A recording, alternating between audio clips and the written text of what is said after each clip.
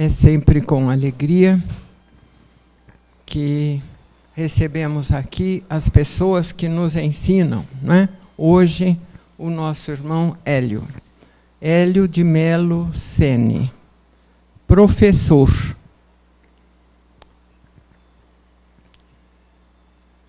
Hoje aposentado, né? Mas quem é professor é sempre professor, né? Ensinou geografia a muitos e muitos jovens, né? E hoje ensina a doutrina espírita aqui na nossa casa, participando da diretoria, dos trabalhos todos que aqui realizamos, deste trabalho do sábado, dos outros, dirige o curso de mediunidade. Então, é um trabalhador de primeira linha, e divulgador também da doutrina espírita. Tem uma facilidade muito grande de falar, vocês vão ver, aqueles que ainda não o conhecem, não é? E então, hoje, nós vamos envolvê-lo na nossa vibração mais fraterna, no nosso carinho, para que ele possa se sentir bem e nos trazer a lição que carinhosamente preparou para nós nesta tarde. Hélio, que Jesus te abençoe.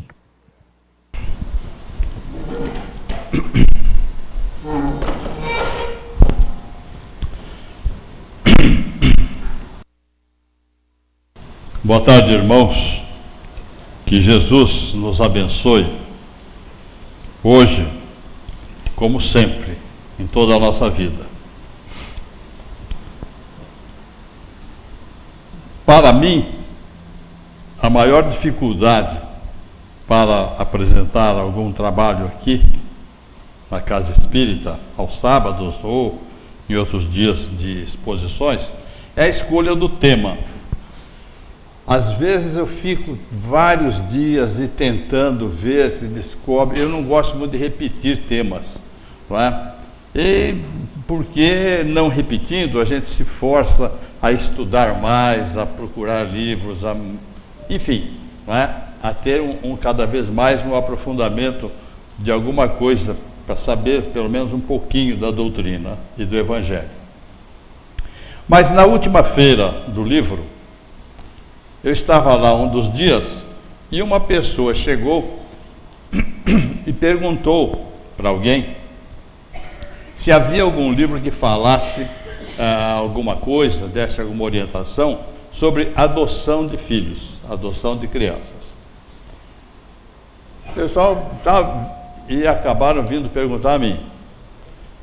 Eu não tinha certeza absoluta, né? Mas eu, pelo tudo que já tinha lido, falei, acho que o livro Nossos Filhos São Espíritos deve trazer alguma coisa.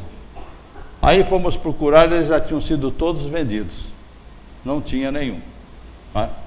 Bom, aí cheguei em casa, como a gente sempre fica com aquele problema na cabeça, fui lá no livro e realmente aqui tem um texto muito bom, um capítulo muito bom sobre esse assunto. Evidentemente, eu não vou tratar desse assunto aqui hoje, não é? Porque é um assunto muito vasto. Só um parecer seria pouco, não é? Para nós darmos assim o arcabouço a uma palestra. Mas eu acabei relendo o livro e achei um livro imensamente interessante, um livro que é necessário que todas as pessoas um dia leiam, não é? Mesmo quem já tem filhos criados, mas tem netos, tem filhos que vão ter filhos para dar alguma orientação, enfim, é um livro de um conteúdo excelente, de um autor também de grande conceituação, que é Hermínio Correia de Miranda, não é? Um escritor espírita muito bem conceituado, muito profundo, não é? Então, eu falei, bom, vou fazer a propaganda do livro, não vou ganhar nada para vender esse livro aqui, mas é um tipo de orientação, porque as nossas palestras, elas são interessantes, todas as pessoas que vêm aqui trazem muito conhecimento, não é? Mas um livro é diferente, ele é muito mais abrangente, não é? E nós não podemos perder o hábito de ler, nos ater apenas a vir e ouvir palestras, não é? Dizia assim: nós somos espíritas de orelhada, vamos lá, botamos a nossa orelha para ouvir. Muitas coisas às vezes a gente ouve, entra por aqui, sai por ali, a gente está pensando em outra coisa, perde o fio da meada. Agora o livro não. Se por acaso, de repente, a gente lê no dia seguinte, fala como é, a gente relê, está ali o material, não é? É um apoio essencial e extraordinário para quem quer realmente aprender. Isso aí, o livro é uma peça insubstituível na nossa caminhada para adquirir conhecimentos, não é? A experiência é importante e tudo mais, mas o livro geralmente já traz experiências vividas. E o que nós temos aqui nesse livro é exatamente isso.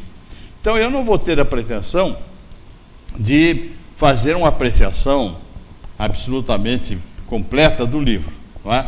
Nem vou poder também, um livro que tem aqui, esse pequenininho aqui, tem 199 páginas, em uma hora dar um conteúdo total. Exatamente não, né?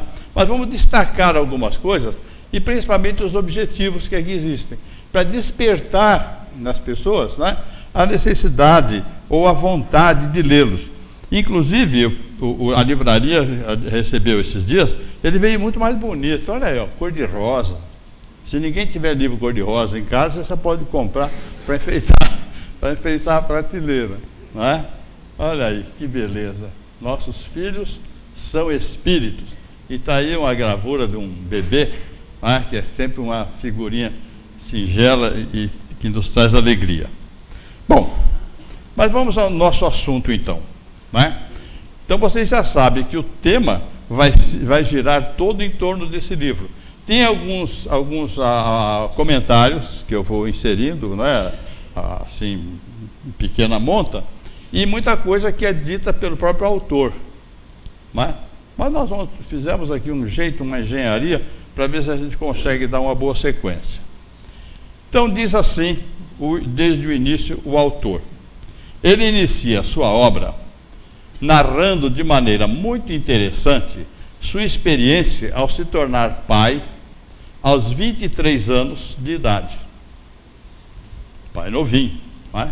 Antigamente era mais frequente. Suas incertezas e expectativas diante de uma situação que lhe parecia muito complexa. E realmente, para ele era. Para qualquer pessoa é, mas para uma pessoa de 23 anos, não é? Mais ainda. Principalmente porque ele não era espírita ainda.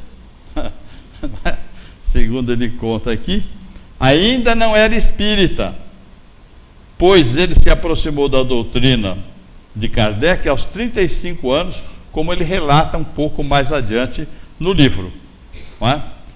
Então realmente ele não sabia de nada, a não ser da parte biológica. A parte espiritual, referente ao filho, não é? Que nós aqui já temos uma noção, mas quem não é espírita não tem. Então ele estava a pé, digamos assim, né? Não sentia medo, pelo contrário, tinha muito ânimo, muita confiança e muita coragem, mas no fundo, sentia-se inseguro, gostaria de ter uma boa orientação que lhe indicasse os caminhos e lhe desse uma tranquilidade maior, para ele ter assim segurança naquilo que ele fazia em relação à criança, né? Isso é um problema que os pais sempre têm, não é? Uma certa insegurança, principalmente se eles têm uma responsabilidade um pouco mais assim séria. Diz o autor, referindo-se a este livro: este é, pois, o livro que gostaria de ter em minhas mãos, não somente diante do nascimento dessa minha primeira filha, mas antes, quando a sua vinda era apenas um projeto. Ele gostaria de ter tido tudo que ele sabia que ele pôs aqui. Se ele soubesse antes, né? Como que ele teria preparado a vinda desta filha, né? Como teria tratado, talvez, até aquele espírito que estava por chegar. Confiava que nem sua filhinha, e muito menos Deus, o decepcionariam. Mas com certeza as coisas seriam mais fáceis se tivesse tido para ler algo parecido com aquilo que ele estava acabando de escrever. Havia muitas coisas em sua cabeça para serem decifradas. Primeiro, os bebês são todos iguais? Devem ser tratados da mesma forma? Um padrão, trata-se assim, né? Por que eles não trazem um manual de instruções detalhando como devem ser tratados? Né? Devia vir lá. Tá, esse aqui tem esse manual de instruções. Esse tem gênio assim, tem assado, tem esse costume, traz outras experiências. Se viesse, isso seria uma facilidade. Né? Então, e ele ficava espantado também porque não trazia também nenhum certificado de garantia. E se tivesse algum defeito de fabricação, ele não ia poder trocar. Né? Então era uma coisa que deixava ele meio, desde antes de chegar o bebê, ele já tinha essas preocupações. Diz ele, temos que ir tateando, nos valendo de orientações genéricas dos mais velhos e mais experientes, avós, tias, vizinhas e dos médicos, se necessário, e ir aprendendo aos poucos a alimentação, a lidar com o bebê, enfim, nos primeiros dias de vida, né? Do banho, sono, a roupa, a alimentação, entender alguns sinais típicos, que é que a criança reage com choro, por quê? Então, põe remédio no ouvido, pinga no nariz, dá um remédio para febre, dá mais não sei o que para dor, e aí fica esperando para ver se algum dá resultado. Às vezes, enquanto as crianças não têm uma expressão mais definida, não é? Os pais vão se arriscando assim. Na verdade, não foi bem o meu caso, não é? Porque eu era o segundo filho de 6. E o meu irmão mais novo nasceu, eu tinha 17 anos. E a minha mãe teve um problema de saúde meio sério, logo em consequência lá do parto, aquela coisa toda. Então ela teve um bom período de repouso. Meu pai era farmacêutico, mas ele tinha que ficar na farmácia, lá na testa do estabelecimento. Então, em muitos casos, meu irmão mais velho já tinha saído estudar fora, etc. Então, em muitos casos, era eu que ia lá trocar o neném, né? Fazer mamadeira, aquele tempo que batia a rosina com água até virar um mingau, para depois ir botando o Eledon, que era um leite que tinha naquele tempo, que era duro de misturar, e ia fazendo aquilo, né?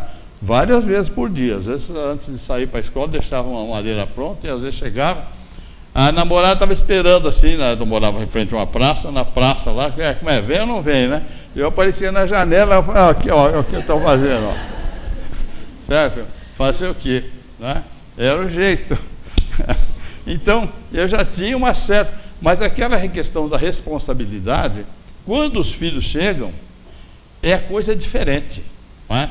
Porque, por exemplo, meu pai dizia, olha, pega esse remedinho e dá. Pega aquele outro, a responsabilidade não era minha. Mas você chegar numa criança e falar, abre a boca e enfiar o remédio na boca, é um negócio sério. É sério. Não é? Eu, muitas vezes, me neguei a dar determinados remédios para os meus filhos. Eu li a bula e falava, não vou dar isso aqui. Ligava para o meu pai. Ele já falava, não, vai devagar, faz isso, assim, assim. Porque tinha alguma noção. Mas às vezes a pessoa não tem, ela tem aqui a cega. Né? Então é complicado isso aí, viu? É uma responsabilidade muito grande, porque a criança é inocente. Você manda ela abrir a boca, você tampa o nariz dela, ela abre a boca. Né? Aí você põe o remédio e ela engole. E daí? De quem é a responsabilidade? De quem cometeu o ato de administrar aquela medicação. Né? Bom, felizmente eu tive um pouco mais de experiência e sabia lidar com isso, e tinha a retaguarda do meu pai, que embora não morasse aqui, né, morava em São Paulo, mas o telefone funcionava bem.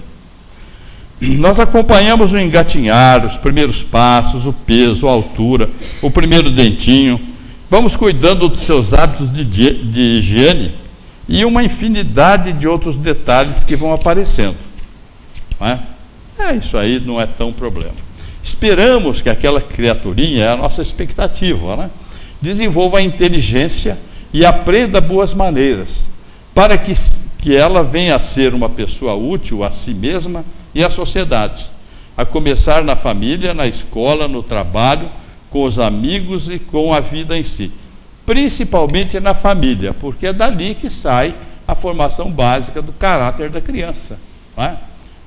A educação de base, a educação de berço, como se falava antigamente, é aquela que os pais ministram e que vai valer para o resto da vida, ou em qualquer ambiente que ela esteja mais tarde, não é?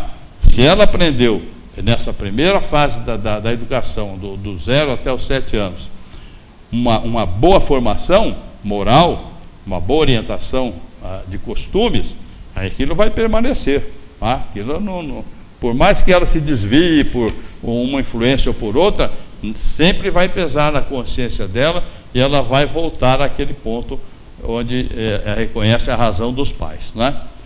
Mas, onde encontrar respostas para as nossas maiores dúvidas sobre a identidade daquele pequeno ser? Eu esqueci de falar, eles não trazem carteira de identidade também, nasce sem, não tem carteira de identidade ainda. Há livro de obstetras, de pediatras, de psicólogos, de psiquiatras, mas não há livros específicos de espiritólogos e nem de espiritriatas. Não tem. Isso é do livro, ele que escreveu, que não tem. Eu também não encontrei nenhum. Para saber do espírito, tudo fala da parte biológica da criança, né? Mas do ser que ele é realmente, não se falou ainda. Assim, enquanto o problema se restringe a assistir ao bebê apenas no seu desenvolvimento físico e fisiológico, até que a tarefa não é tão difícil, né? Sujou, troca a fralda, dá uma lavadinha, passa uma pomadinha contra as assadoras e vai indo, né?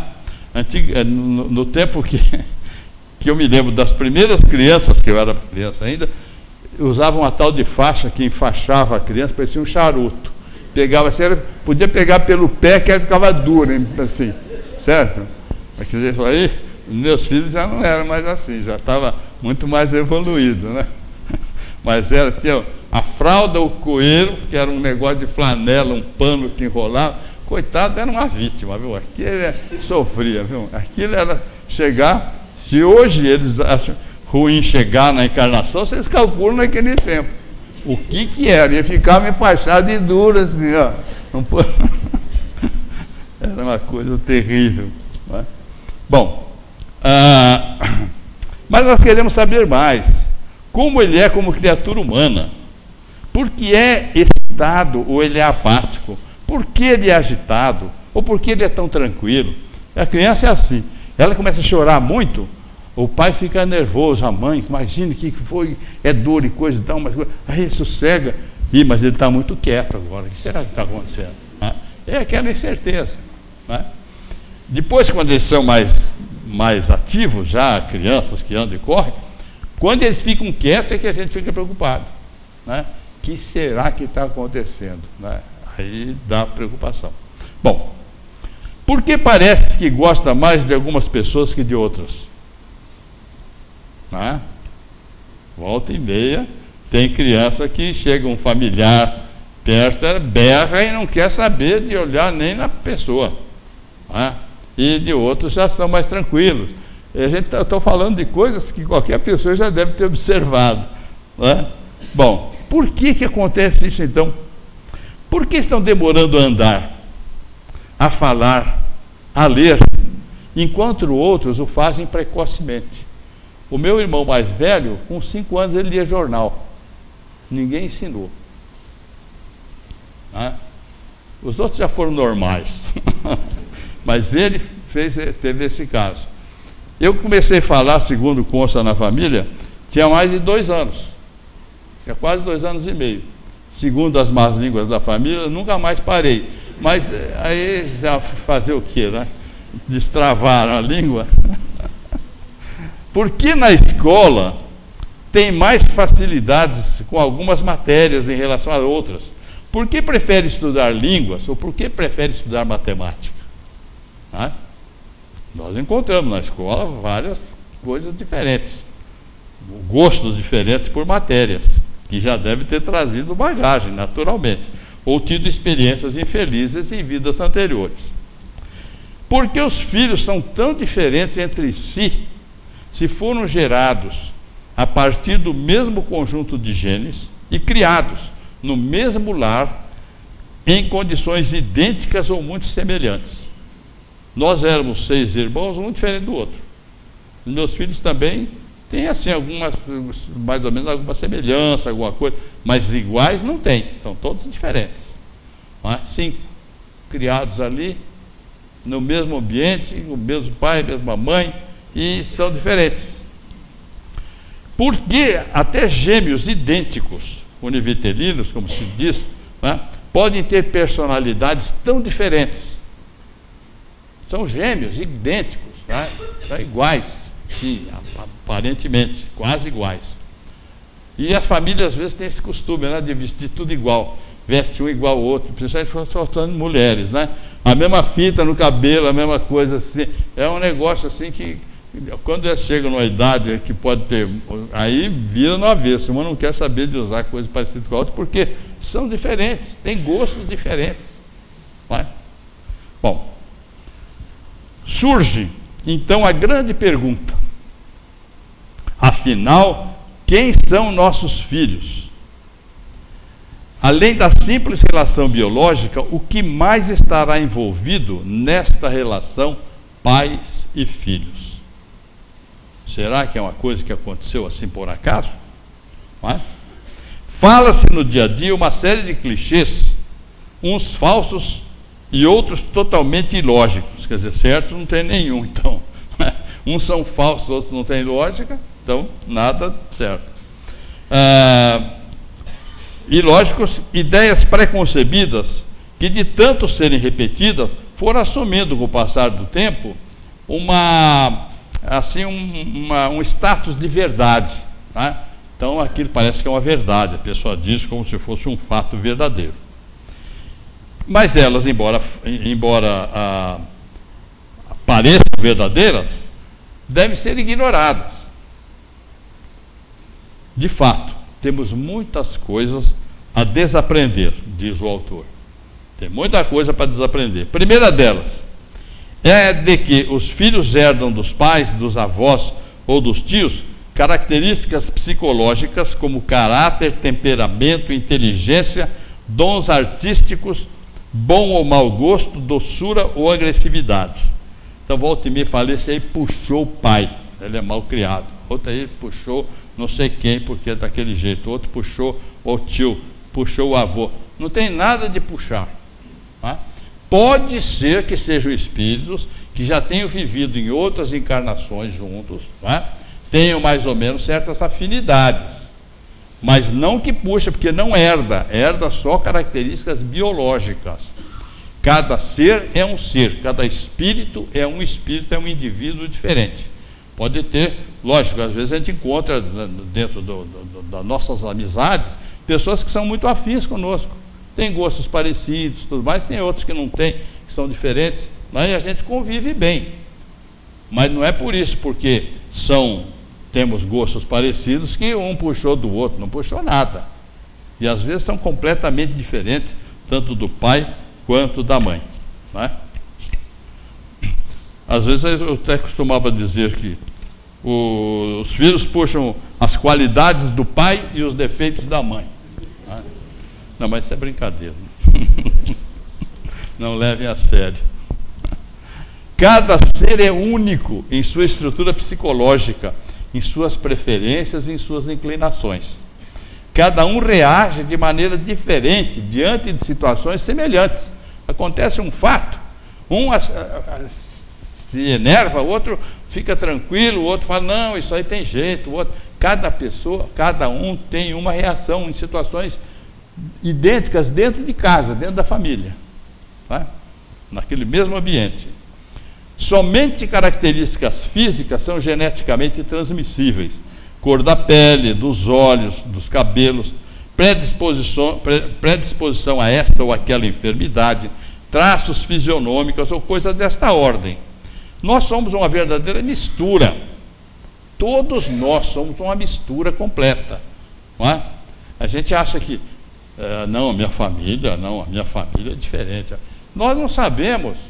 Quem que sabe o nome do seu tetravô? Ninguém sabe.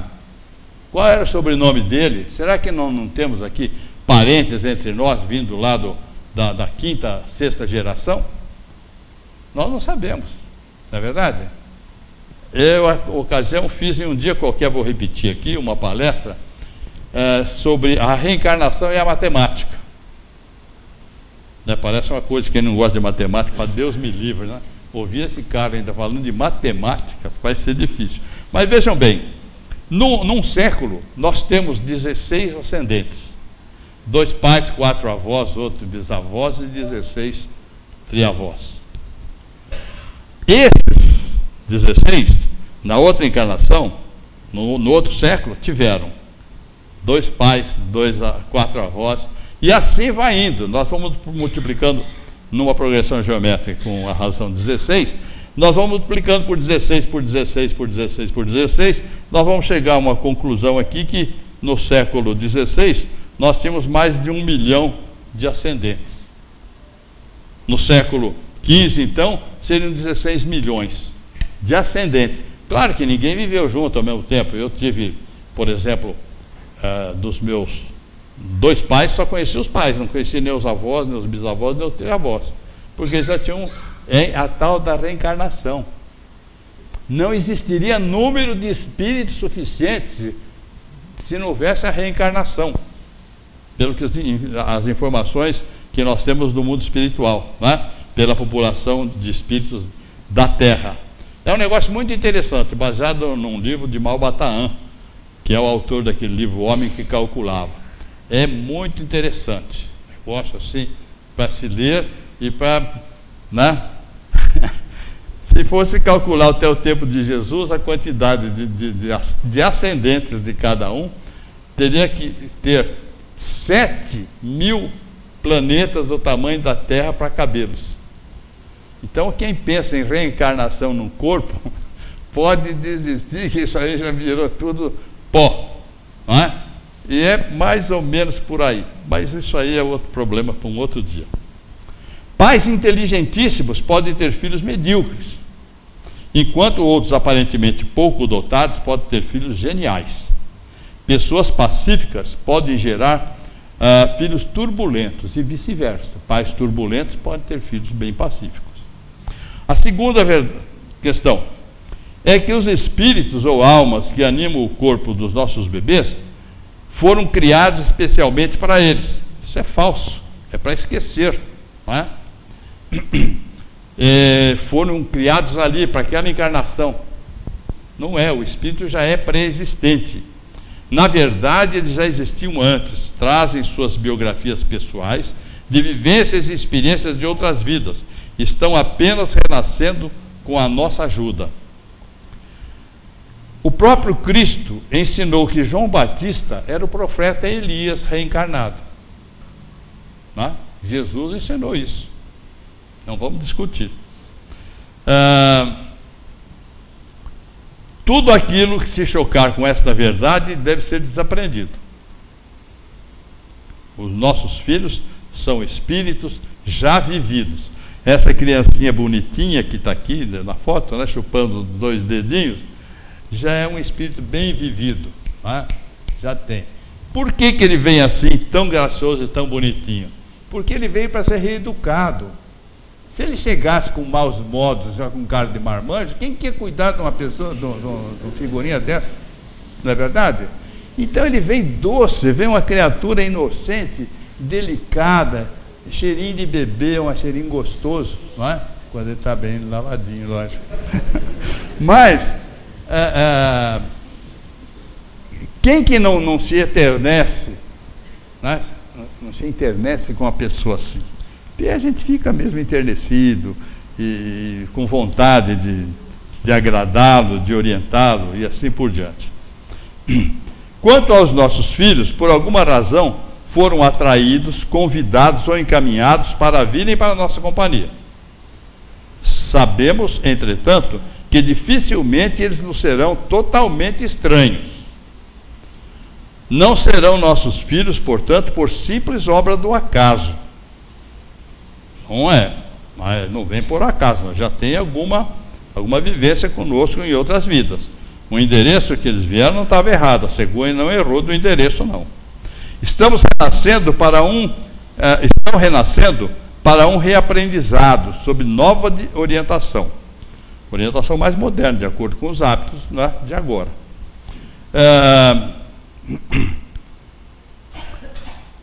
Terão que familiarizar-se com o novo corpo físico. O corpo é diferente do outro que ele já teve, de outros que ele já teve, né? Aprender a língua e os costumes gerais da nossa família e da sociedade, desenvolver suas habilidades e tudo mais. Ele vai aprender muita coisa, mas o principal é educação moral, que deve ser priorizada para a criança. É, portanto, muito grande nossa responsabilidade que se iniciou antes do ato que gerou a sua concepção. Muito antes. A pessoa, quando pensa em ter filhos, ele tem que já assumir a responsabilidade daquilo com antecedência, ter meios para provê-lo e para cuidar dele.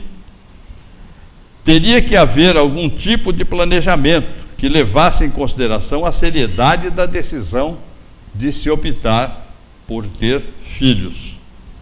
Mesmo em uma união fortuita ou acidental, que hoje está muito comum, os pais não podem se esquecer ou ignorar a responsabilidade de uma possível gravidez. Ninguém é ignorante hoje sobre esse assunto. Então a responsabilidade é muito maior. Contudo, mesmo que a gravidez seja acidental, os futuros pais nunca poderão, no momento, alegar ignorância. Não sabia. Não existe isso, né? O filho gerado não pode se tornar vítima de um impulso irresponsável. Se o casal já está suficientemente maduro para gerar um filho, deve estar também psicologicamente capacitado para assumir as consequências dos seus atos. Se não os dois, pelo menos um. Às vezes, né, um lá descabeçado ou descabeçada, mas algum deles tem que tomar o cuidado com a criança que nasce. Naquele bebê pode estar um amigo de outros tempos, para ajudá-los ou para lhes fazer companhia, quando se aproximarem os difíceis anos de solidão e de velhice. Eu conheço a história de uma pessoa aqui de Araraquara, um senhor, que até já morreu, não é? Ele uma filha única, a moça era meio descabeçada e ficou grávida. Aí ele foi procurar descobrir o corresponsável e não conseguiu encontrar, porque cada um que era indicado dizia eu, não, fomos vários, sabe, eu não vou assumir porque fomos vários. Ele ficou desesperado, chegou a comprar uma arma para matar algum deles, mas depois, sabe, a turma do deixar disso, do tal, foi acalmado. A pessoa mais visada foi-se embora daqui, acho que eram estudantes que estudavam aqui, e o problema passou. Mas nasceu a netinha, que ficou por conta dele e da filha, mas a filha, como disse a vocês, ela era totalmente descabeçada, ela foi embora daqui, foi para outro estado, se envolveu com pessoas de níveis baixíssimos e acabou morrendo lá. Essa netinha que foi tão assim indesejada naquele momento, foi o suporte que esse avô teve o resto da sua vida. Então a gente nunca sabe, né, o que vai colher daquilo. Foi o suporte da vida dele, foi o motivo da motivação para ele viver. até os fins dos seus dias. Bom, então, não se pode, de um acidente qualquer, de um acontecimento qualquer, tirar conclusões já e jogar tudo pela janela para o lixo. Poderá também ser o adversário de outrora, em busca da reconciliação. De qualquer maneira, a tarefa e a responsabilidade dos pais são as mesmas. Esse espírito adversário pode ser, já vamos falar coisa muito séria, vamos falar uma coisa mais engraçada, né? Pode ser até de uma sogra de outras reencarnações, não é? Pode ser, está aí a sogra, não é? De outra encarnação vindo para acertar conta com a gente. Já não chegou aquela encarnação. Bom, também não é o meu caso, porque seguindo as orientações de Jesus, né, eu amava a minha sogra, e Jesus dizia: amai aos vossos inimigos, né? Então, não, é brincadeira, mas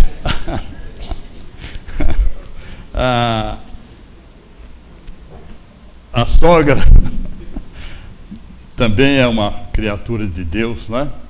É uma filha de Deus, por incrível que pareça, mas é.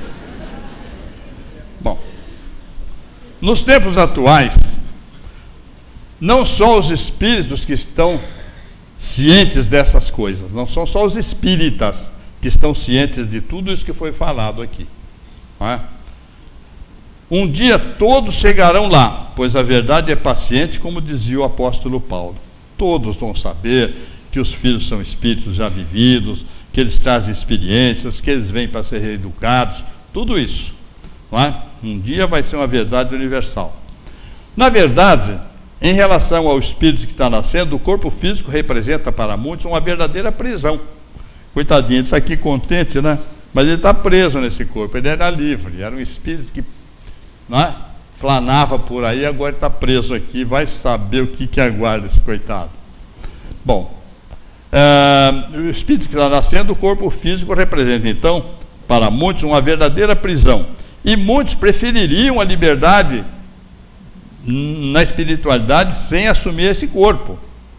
Isto é, preferiam não nascer de novo, mas eles o fazem por necessidades evolutivas. Tem necessidade, se eles quiserem evoluir como espíritos, eles têm que vir para a Terra, aqui nas provas, nas expiações, para comprovar a evolução espiritual que nós temos que ter isso. Nós temos que provar aqui que evoluímos, que vamos voltar para o mundo espiritual um pouco melhor do que já fomos, do que chegamos aqui, não é? E por isso que a gente diz que a responsabilidade dos pais é muito grande, porque aquela orientação básica que eles dão às crianças vão ser o suporte definitivo para ele para o resto da vida. Muitos, é lógico, às vezes são mal orientados, mas são espíritos já mais desenvolvidos. Quando chega na idade da adolescência, que o espírito assume o controle da sua vida, por isso que há todo esse tumulto da adolescência, eles mudam a personalidade, não é? Porque assumir a responsabilidade que veio. Alguns têm aquelas lições já que receberam na infância, eles assumem aquelas também. Outros não. Outros não tiveram as lições, mas eles são espíritos melhores. Eles estão acima daquilo que eles aprenderam. Então pode se tornar adolescentes muito bons, pessoas adultas muito melhores do que se esperaria deles como crianças. A gente tem muitos exemplos disso na sociedade. Crianças que foram tratadas com casca e tudo, maltratados, descuidados na infância, eles se tornam adultos excelentes. Não é? Por quê? Eles traziam com eles uma bagagem que era até possível para ajudar aos pais que não tinham condições de provê-los de uma educação melhor. Bom, o autor ressalta que para o bebê o fenômeno então do nascimento é muito mais complicado do que da morte. O pessoal tem todo medo da morte, eles têm medo de nascer, não é? O dia que a pessoa morre, ela se livra da terra. Não estou dizendo isso que para todo mundo querer procurar morrer, não é isso não é? Mas eu às vezes faço a comparação assim. A pessoa vai chegando num certo ponto, ou da idade muito avançada, ou de uma doença que não tem mais assim um retorno, não é? E que não tem saída. Todo mundo vai morrer, lógico, de algum jeito, não é? Então chega num ponto, a pessoa fala, bom, eu acho que acabou mesmo meu tempo. Meu pai dizia isso para mim, não sei mais o que eu estou fazendo aqui. Ele morreu com quase 100 anos, faltavam uns meses só, não é? E é isso mesmo. Então ele estava pronto para ir, pronto. Às vezes dá aquele medo. Eu comparo assim com uma pessoa, um grupo de pessoas que tem, por exemplo, um problema de saúde, qualquer problema orgânico, e precisa passar por uma cirurgia, não é? E eles têm medo. Aí um vai, passou pela cirurgia, fica todo mundo com inveja dele. Olha, ele já passou por isso, né? Já está livre dessa. E eu não sei, mas eu passei por uma cirurgia quando tinha 13 anos de idade, de apendicite. Primeira coisa que eu fiz quando eu voltei da anestesia foi botar a mão para saber se eu já estava operado. Já estava, falei, estou vivo, não é? Estou livre dessa. E eu tenho a impressão que o espírito, quando desencarna, ele fala, ai meu Deus, estou livre já, né? Dá inveja para aqueles que ficaram para trás e que não conseguem ir ainda, não tem vaga ainda por lá. Bom, mas só um adendo aqui. A matéria é um envoltório de que o bebê necessita para atuar no mundo. Ao unir-se ao corpo, ele conserva os atributos de sua natureza espiritual, sua bagagem de virtudes e de defeitos, de conhecimentos e de sentimentos, mas perde muito das suas percepções, não é? Perceber as vibrações todas, ele perde isso, e a sua mobilidade. Assim, o espírito que anima o corpo de uma criança pode ser tão desenvolvido quanto o de um adulto ou mais, pois são apenas seus órgãos que ainda não estão completamente desenvolvidos, que o impedem de se manifestar plenamente. Age de acordo com o instrumento em que dispõe.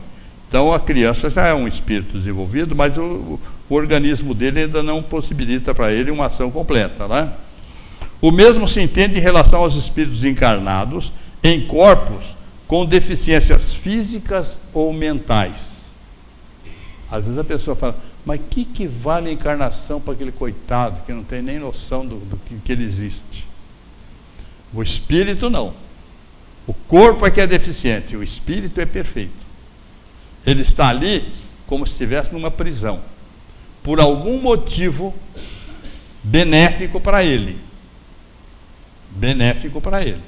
Então a gente não fica encarnação perdida, não, pelo contrário. É ali que está o início, talvez, de uma recuperação dele. E para a família é uma prova muito dura, não resta dúvida, não é? Mas é uma passagem também de que é um verdadeiro trampolim para voos mais altos. Os contatos e as comunicações entre o espírito que irá reencarnar e seus pais se iniciam muito antes da concepção e vão se tornando cada vez mais estreitas e intensas, particularmente com a mãe, à medida que se desenvolve a gestação. As mães têm contato, elas têm intuições. Aquelas intuições, aquelas coisas em relação ao espírito, são comunicações telepáticas, sem dúvida, não é? Elas devem passar amor, o pai também, a família toda que envolve. Se há um ambiente hostil para a chegada dela, ela é uma pessoa indesejada, um nascimento que não foi, isso aí pode trazer consequências muito sérias para o espírito.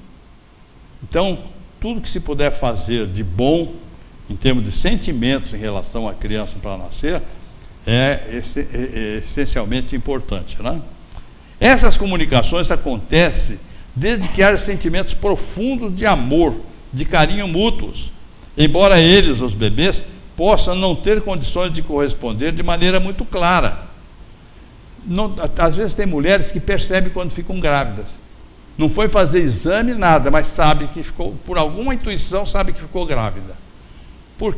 Qual é essa intuição? É do espírito que já está ligado. Não foi feito exame, não teve nenhum sinal característico, fisiológico, nada. Mas a pessoa já sabe, já tem certeza, né?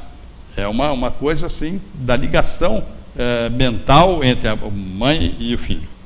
Mas suas mentes estão sempre abertas ao acesso de emoções, conflitos, alegrias, afetos e outras sutilezas que podemos imaginar. Portanto, devemos ter muito cuidado com o nosso comportamento emocional diante deles. Comentários que familiares fazem, essas coisas todas, o Espírito sabe, o Espírito colhe. Mesmo o espírito de encarnado em corpos de deficientes mentais. Eles têm condições de captar, o espírito. Só que o corpo não deixa de se manifestar. Não é? Bom, a infância é uma fase especial, portanto, de readaptação e de aprendizado para o espírito. Ele é muito mais acessível nesse período da infância. É quando ele pode, com naturalidade, ser reeducado quanto ao caráter ou às suas más tendências. Essa reeducação é um dever que Deus confia aos pais, missão sagrada pela qual eles responderão um dia. Que fizeram com o filho que eu entreguei na sua mão. À medida que o novo corpo vai se consolidando, a criança vai mudando o seu comportamento, preparando-se para a complexa arte de viver na terra. Vai perdendo pouco da liberdade que o espírito ainda gozava. A partir daí, então a criança tem sonhos, fantasias, visões, vai perdendo, porque o espírito vai se reencarnando realmente até os 7 anos, ele perde essa capacidade. A partir daí, somente quando dorme, seu espírito poderá gozar dessa liberdade proporcionada pelo desprendimento parcial durante o sono.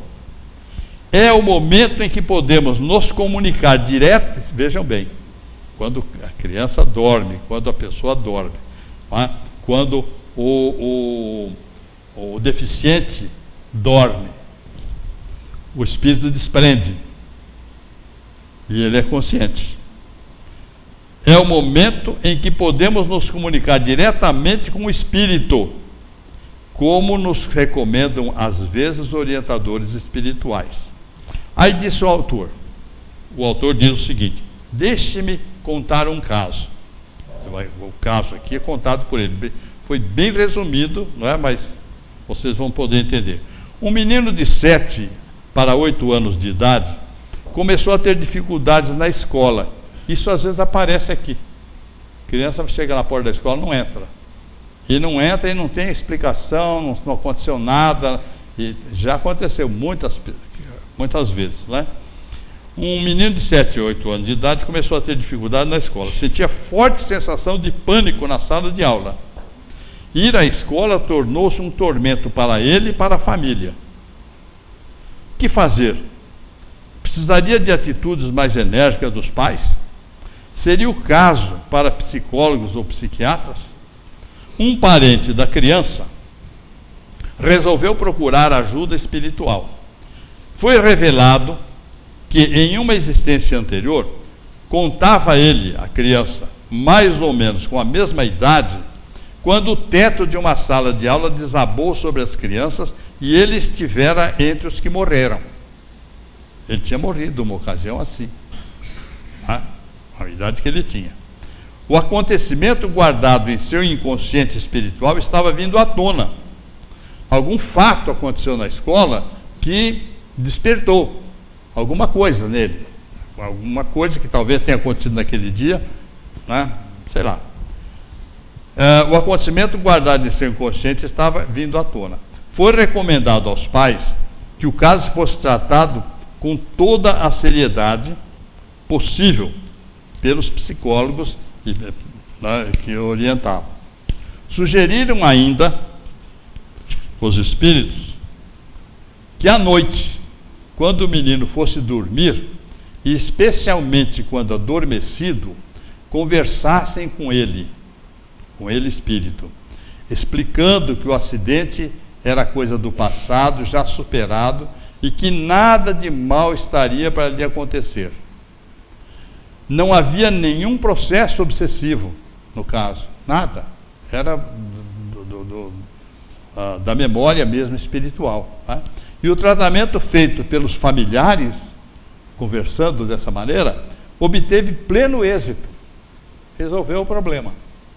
Né? Tem uma coisa para se aprender. Às vezes a gente fala que a criança dormiu, deixa quieto. Fica ali conversando, às vezes, né, fazendo a criança dormir, fazendo uma oração, contando uma historinha, de repente percebe que a criança dormiu, conversa.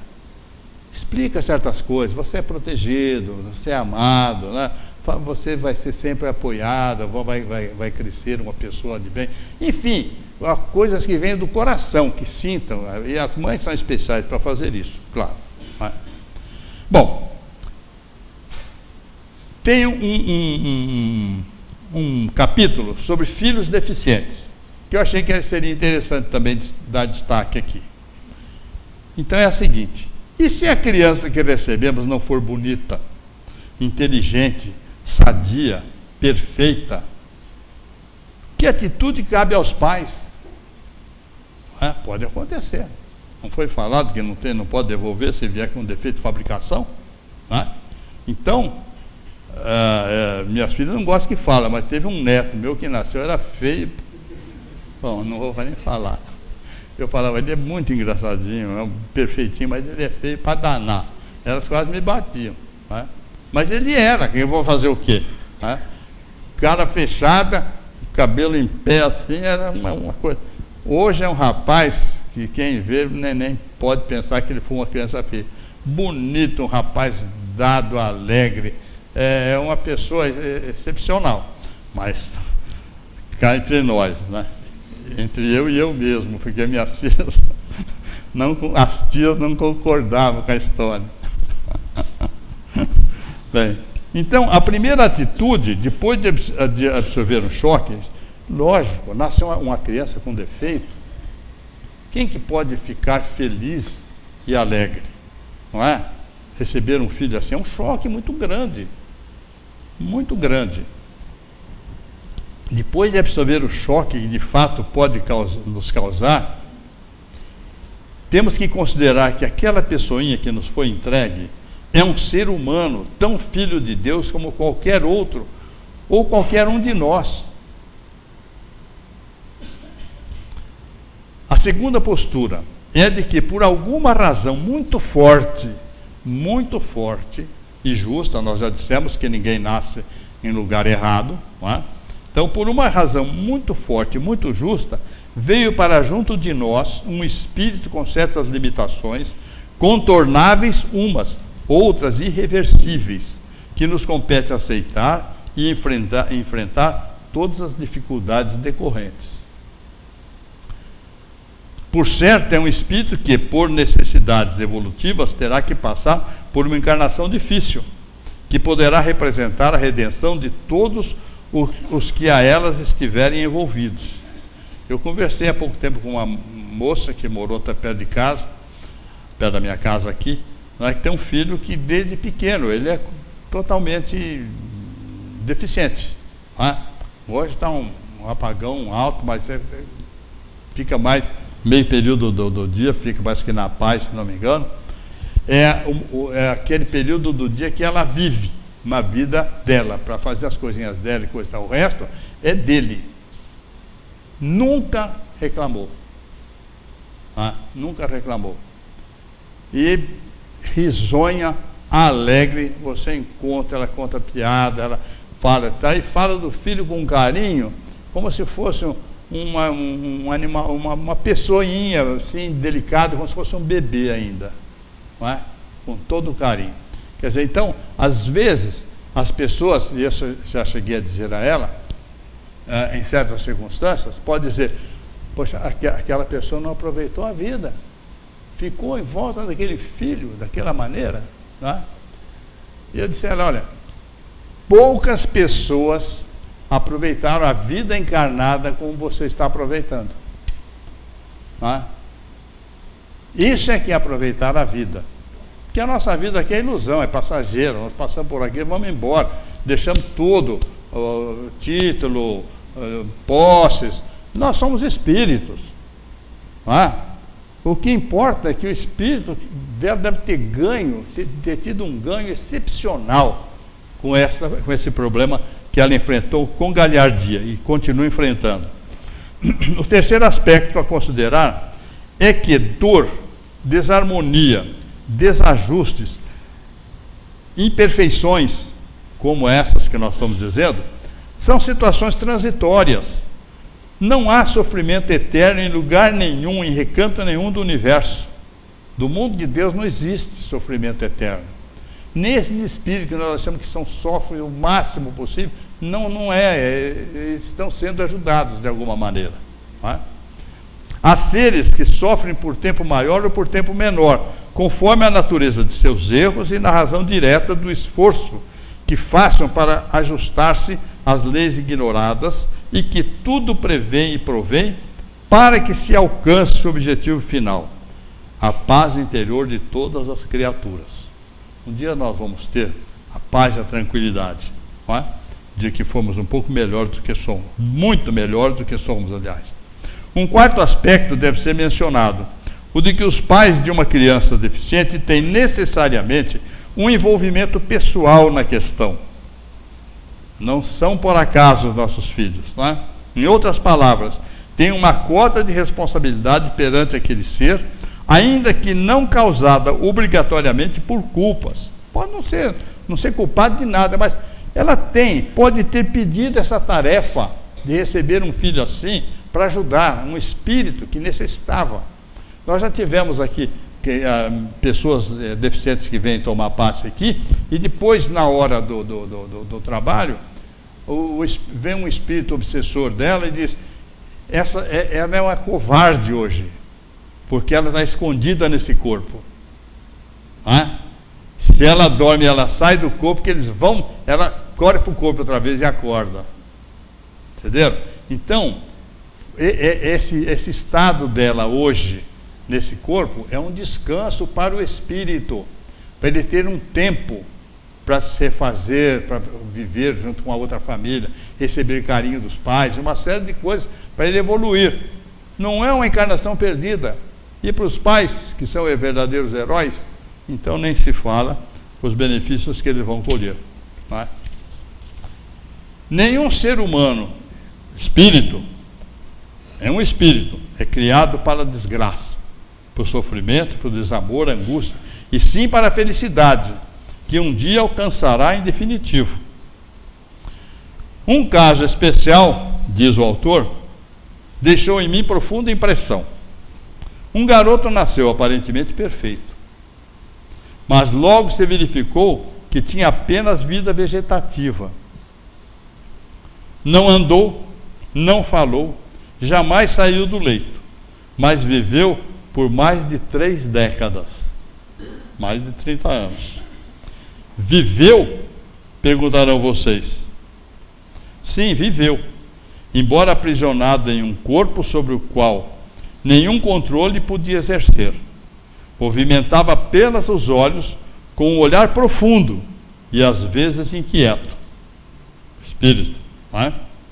Mas era ali, junto àquele corpo de morto-vivo, que ele encontrava a infalível presença de sua devotadíssima mãe, que se comunicava com ele, especialmente durante os momentos em que dormia. Enquanto ele dormia, a mãe se comunicava com ele, a mãe em vigília, acordada. Talvez também depois que ela dormisse, encontrasse com o espírito também, mas davam assistência para ele desde do momento de vigília, que fazia muito bem a ela, porque uma conversa assim com o filho, você se derretendo de amor pela criança, pelo deficiente, pelo necessitado, aquilo faz bem a pessoa. Se aquilo for sincero, lava a própria alma, sem dúvida. Um dia ela partiu, a mãe foi-se, vitimada por inesperada complicação orgânica. Meses depois, ele também se foi. Jamais se ouviu dela uma única queixa, uma única expressão de revolta ou de cansaço. Acreditamos, diz o autor, que ela foi antes dele para esperá-lo triunfante do lado de lá, como nós costumamos dizer, né? Está esperando do lado de lá, no mundo espiritual. Bom, acho que deu para dar uma ideia a vocês. Lógico que o livro tem muito mais. Eu não posso contar, se eu contar tudo, vocês não vão comprar o livro, não vão ler, né? Isso aqui vocês calculem, de 200 páginas, e eu fiz aqui 6 páginas. De modo que é uma síntese mesmo, é uma coisa bem enxugada, assim, tentando destacar um pouco mais para motivar vocês, para vocês lerem, né? Mas o livro traz ainda, entre outras informações, interessantes reflexões sobre a adoção de crianças. Muita gente pensa nisso. Não é uma coisa definitiva, mas é uma reflexão muito interessante, que deve ser levada em consideração. Tá? Traz considerações sobre a necessidade da presença de Deus e de noções claras de religiosidade na educação dos filhos. Cada um desses itens aqui daria uma palestra, né? Então não vai dar. Então, estou só citando para vocês, mas ele traz considerações muito interessantes sobre a religiosidade, sobre a noção de Deus para as crianças, para os filhos, que é muito importante. Significativos depoimentos de espíritos sobre seus processos reencarnatórios. Espíritos relatam como é que foi a reencarnação dele, a gestação, a gravidez, que dá muito esclarecimento para as futuras mães, né? E leva muita gente a compreender problemas que aconteceu consigo e entender determinadas evoluções depois no período da educação, do relacionamento com os filhos. Vai compreender muita coisa, muda muito, né, os pontos de vista. E num pós-escrito, que ele diz, um pós-escrito que virou capítulo, ele ia botar uma observação no fim, virou um capítulo, de mais de 16 páginas, né, 8 folhas.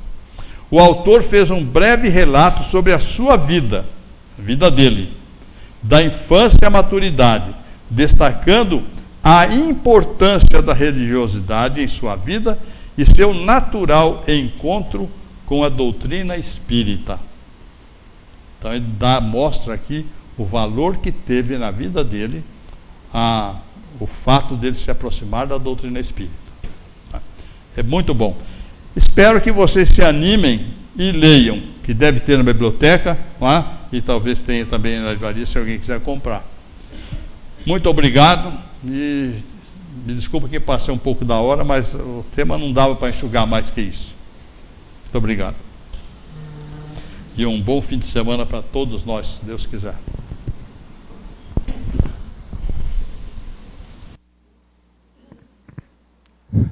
Nós te agradecemos, Hélio. Um tema imensamente oportuno, né? Recordamos aquilo que sabíamos, aprendemos coisas novas, como sempre acontece em todas as palestras. Então, foi muito bom. Fazia tempo que não se fazia uma fala, não é, sobre os filhos, a criança, o espírito, não é, que ali está. Quando a gente olha, é um espírito que ali está, não é uma criança, é alguém com passado, com futuro. Então, isso abre muito a nossa cabeça e nos auxilia no dia a dia, na nossa família, com os nossos filhos, netos e tudo mais. Muito obrigada, que Deus te abençoe, te dê saúde, disposição para a continuidade do seu trabalho em todos os aspectos. Agora vamos orar para agradecer a Deus por tudo o que nesta tarde aprendemos. Dirijamos a nossa prece a Deus, o nosso Pai, a Jesus, o nosso Mestre, elevando a Ele o nosso pensamento.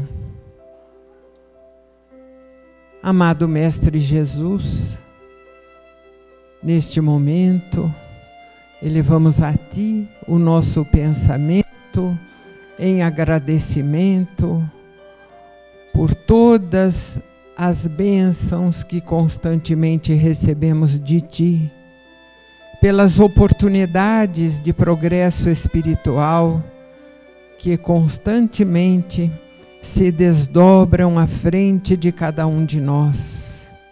Embora quantas oportunidades são perdidas por nós, que não conseguimos enxergar aquele acontecimento como benéfico para o nosso crescimento espiritual.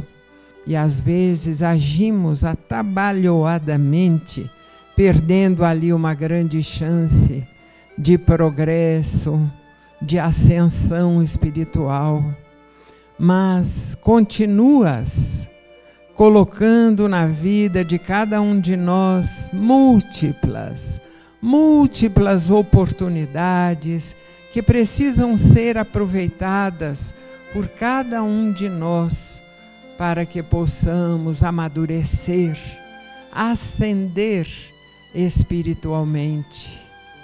E vagarosamente, mestre, nós estamos aprendendo sim. Já meditamos com mais seriedade na nossa própria vida, fazemos raciocínios mais profundos, mais amplos, e vamos adquirindo, através de palestras, de leituras, de conversas úteis e benéficas, nós vamos adquirindo esse amadurecimento, e tudo isso vai se aninhando em nossos espíritos, e vamos fazendo reflexões, vamos aprendendo a meditação, e tudo isso vai contribuindo sim para o nosso crescimento espiritual, principalmente nós, os mais velhos, quando olhamos aquelas criaturas novas que fomos, com aqueles comportamentos impulsivos e que hoje estão totalmente modificados, vamos podendo perceber que caminhamos sim em direção a Ti, agora já mais conscientemente, e que um futuro de serenidade se faz para cada um de nós. Podíamos dedicar o nosso tempo a tantas futilidades, mas estamos aqui, reunidos,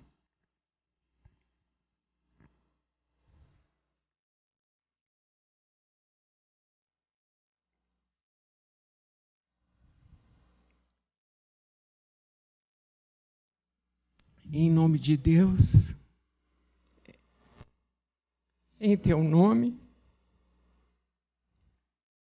buscando o conhecimento que nos liberta das imperfeições que ainda carregamos.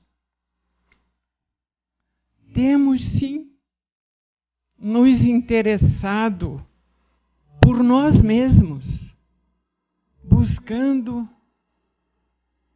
o progresso espiritual, modificando mesmo que devagar as nossas atitudes, os nossos pensamentos, retendo palavras inadequadas, trocando-as por frases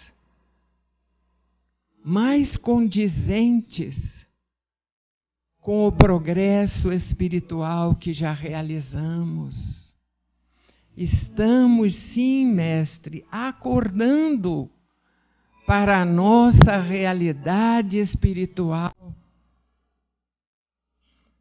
E te agradecemos profundamente, porque tudo isso está acontecendo conosco. E buscamos em Ti as forças de que necessitamos, a coragem, a determinação, o bom ânimo e às vezes até as renúncias para continuarmos nesta caminhada, porque já enxergamos, mestre, que lá na frente se fará a serenidade e a paz nos nossos corações. Abençoa, Mestre Jesus, os nossos propósitos de sublimação espiritual. Abençoa-nos com a paz, a serenidade, o equilíbrio espiritual, a fé, a confiança, a certeza que todos temos, que estás conosco 24 horas de cada um dos nossos dias. Oxalá, Mestre, não o decepcionemos fazendo as escolhas erradas, mas sim buscando sempre o lado melhor das pessoas, dos acontecimentos, das situações. Obrigado, Mestre e amigo, por toda a solicitude imensa de teu coração para com cada um de nós. Abençoa a cada um de nós que aqui está. Abençoa nossos lares, nossos entes queridos e familiares. Abençoa toda esta humanidade ainda tão sofredora. E abençoa também àqueles que, distanciados de ti, ainda nem sequer te conhecem. E que nesta hora de bênçãos e benefícios, possamos orar contigo, levando a Deus, o nosso Pai, a prece que nos ensinastes. E com humildade e fé, dizemos de todo o nosso coração: Pai nosso que estás nos céus, santificado, Senhor, seja o teu nome.